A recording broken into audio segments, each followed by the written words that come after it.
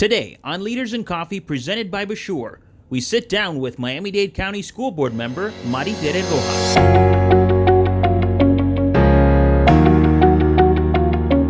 Madam School Board Member, thank you for joining us for Leaders in Coffee presented by Bachour. Thank you for coming to this great establishment here in Coral Gables. It's a pleasure to be here. Thank you so much for asking me to join you here this morning in this beautiful new. I have never had the pleasure of being here before, and I'm very impressed. Absolutely. Well, welcome. Let's go select our pastry. Oh my goodness, a lot of calories here. Okay, so let's see. Which one? Is there one in particular that you recommend? I recommend everything here. I don't think there's a bad pastry in this place. Okay, well, let's go ahead and go with this one, the plain croissant. All right, the plain croissant it is.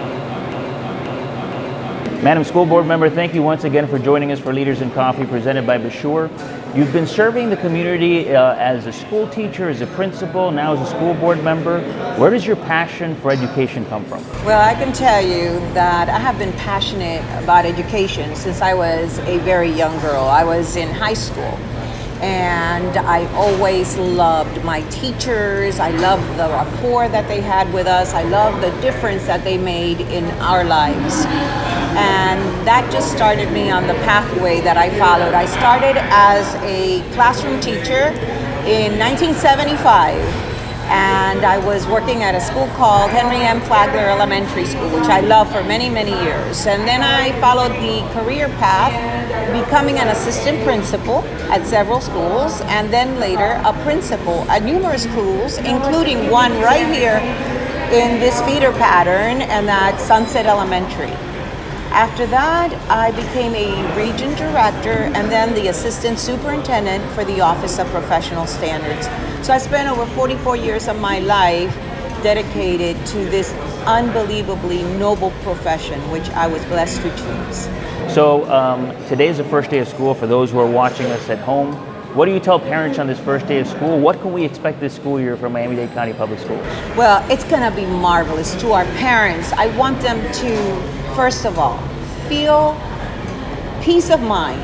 We know that we're living in very tumultuous times, and there's a lot of anxiety in reference to situations that are taking place at our schools. I want our parents to know that Miami-Dade County Public School Board and our superintendent are doing everything in our power to ensure the safety and security of all of our children, of our teachers, our administrators, and our entire workforce. And that we can never 100% state that something is not going to happen, an unfortunate situation, but I can tell you we are taking every step possible to deter an unfortunate situation from occurring. Secondly, I'd like to let the parents know that we are ready for another fabulous year. We just received the outcome of last year's diligent work by everyone in this district. And I am so proud to say that for the third year in a row, no F schools.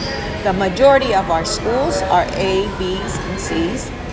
We have now been rated for the second year in a row as an A district. This is an amazing feat that we have been able to accomplish. And we are very proud to say that our graduation rates are soaring, and we are looking forward to another year even better than last year. Our teachers have done a phenomenal job in those schools, as have our principals and our entire workforce, because as I always say, it takes teamwork to make the dream work. And I'm looking forward to another year of an entire team working, not only those that work at the schools, but including our marvelous parents, because our parents are our children's first teachers, and without them, nothing would be possible.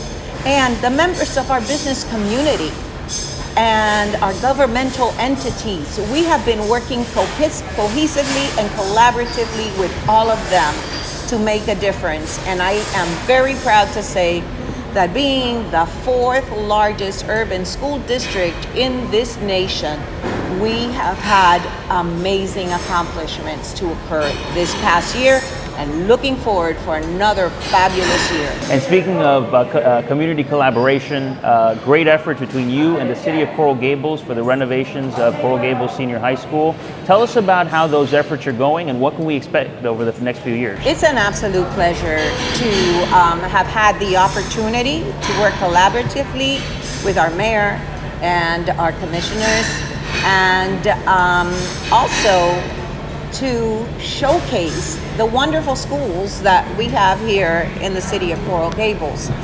I will give you an example. Coral Gables High School is one of the schools that, of course, everyone is interested in, because this is our high school. We are so proud of all of our students and our teachers, our administrators, everyone that is engaged in that school. So working collaboratively with the members of the Coral Gables community, we were given for the GOB, this is the General Obligation Bond, which passed several years ago, $11.2 million for capital improvement and enhancements in the city of Coral Gables. I'm proud to say that I was able to champion an additional $15 million for that particular school. I listened to our parents, I listened to our mayor and our commissioners. I listened to all of the stakeholders in this community when I first came on board, and realized that we needed a little more than just the initial $11.2 million. And now I'm happy to say that we do have $26 million that are being invested in capital improvement and enhancements in this school, which will include a brand new 2-story building facing the Riviera side, which will include a cafeteria and classrooms for our students that deserve nothing less. Aside from that, I'd like to state that I'm very proud of the fact that Coral Gables High School has achieved many accolades throughout these past years. And one of the ones I'm most proud of is the fact that we have now established a teaching academy at that particular school, in addition to the finance academy, which is renowned nationally, and an IB program that is the #1 program in the southeast area of the United States. So very proud of what is happening academically, but also what we are going to be able to do with a physical plant at Coral Gables High School. And I want to thank the members of our community, our stakeholders, because just recently we passed referendum 362 last year. And with that referendum going through, we are now able to also enhance the salary for our teachers and their benefits, as well as ensure that we are able to deal with safety and security in a different level. So I'm so grateful to our community for believing in us and for being part of the team to make a difference, because it's truly a win-win for all, but particularly for our children, which is the reason why we're all here, our future leaders of tomorrow. I'm very excited. I think we have a fabulous future ahead of us with the students that I get the pleasure and I'm blessed to see on a daily basis. And I believe that they are going to be very ready to be our leaders. For those members of the community who are saying, well, what can I do to help our public schools? What can they do to help? Oh my goodness, there's so much that they can do. First of all, mentoring, get involved, make a difference in the lives of our children. I just met yesterday with a group of business individuals who asked me the same question, and I said, you know, we need all the help we can get. So volunteer at your schools, participate in the PTA, PTSA groups, because they make a difference in those schools.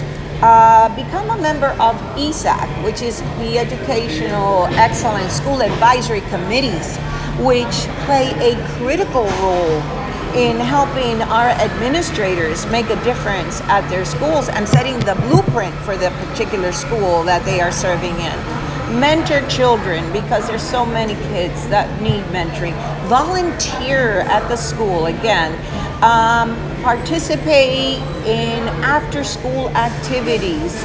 Join us in whatever way you can, because every little bit that our community does for us will help. And I'm going to give you an example of how our governmental entities have gotten involved to help us.